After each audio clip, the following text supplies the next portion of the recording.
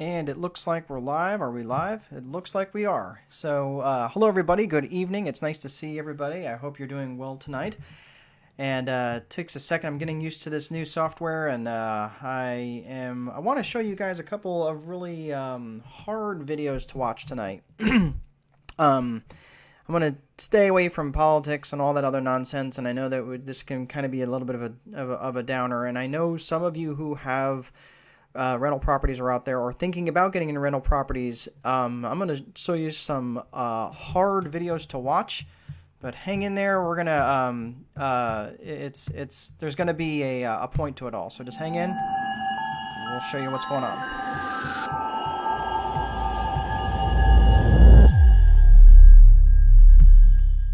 Okay, and welcome to the Landlord Coach Late Show. Why not just call it? We'll call it the Late Show. But normally I like to keep these things fairly light. But this is going to be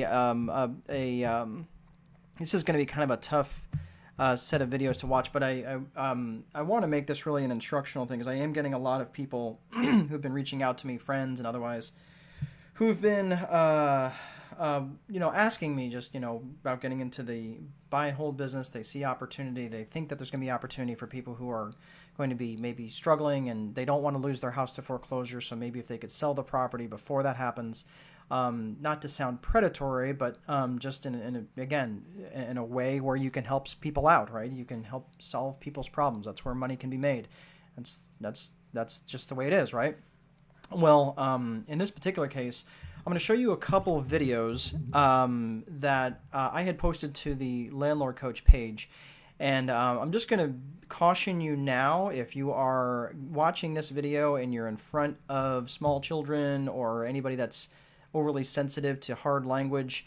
I am known to drop a few F-bombs, but this is a little rough. So the real rough one comes at the end. I'm going to just wanted to give you a fair warning now. So if you want to move out of the room or put in earphones or something. But I want to show you a couple of video clips from a video post of a landlord that had gone through a property after a resident had asked the resident to move out.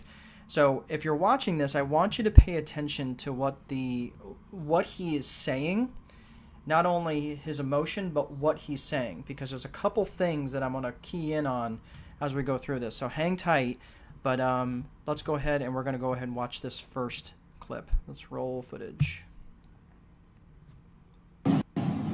Like, because I asked you to leave because you did not pay your rent. I asked you to leave my house. I wasn't evicting you. I didn't want to even put an eviction on your record. I just asked you to leave my house and you do this shit? Like, because I asked you to leave my house and you wouldn't leave, talking about, Timmy, you gonna have to take me to court?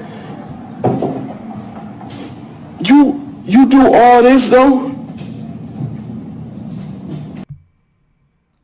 So just to give it some context, he's actually obviously walking through his property. The resident completely trashed it. If you're not really even sure what you're looking at, let me just frame it for you. It took me a minute to realize what had happened.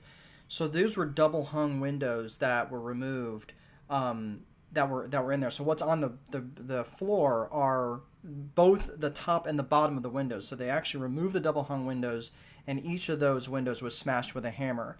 The front load washer looked like it had been broken out. The back of the toilet topper, that had obviously been knocked over. I mean, it looked like somebody went through it and just had a temper tantrum with a hammer. So let's go ahead and I'm going to roll the second clip here. As a place to live when nobody else will give you a place to live. And you tear my shit up. Ain't no scam, bitch, because ain't no insurance on this motherfucker. This really come out of my pocket, bitch.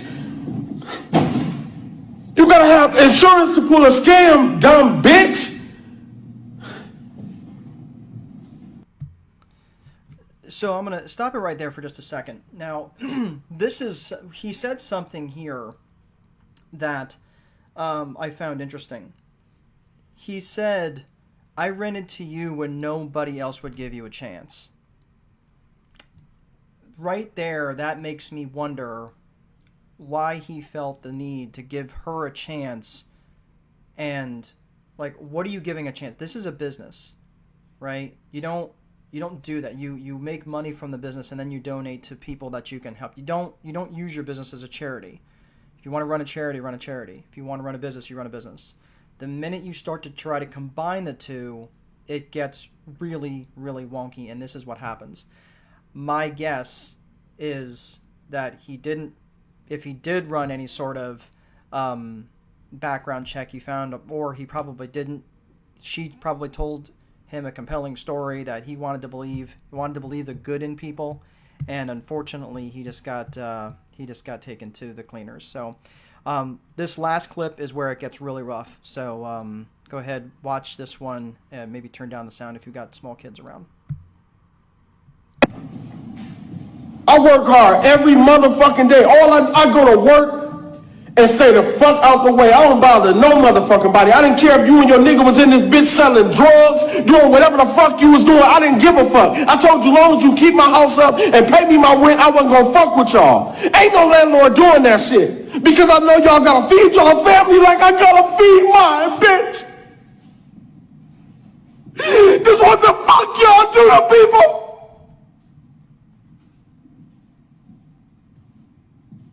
I swear to God on my mama, bitch, if I see you, I'm going to prison.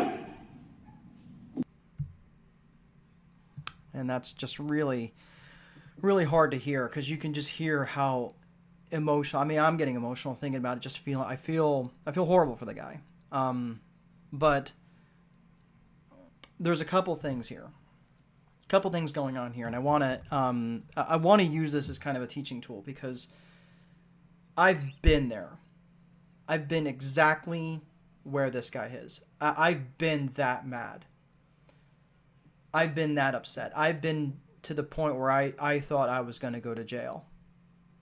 Because if that person was in front of me, I would have gotten physically just absolutely, I mean, it wouldn't have served any purpose. I mean, to get into a fist fight or worse. It's... This guy's trying to provide for his family.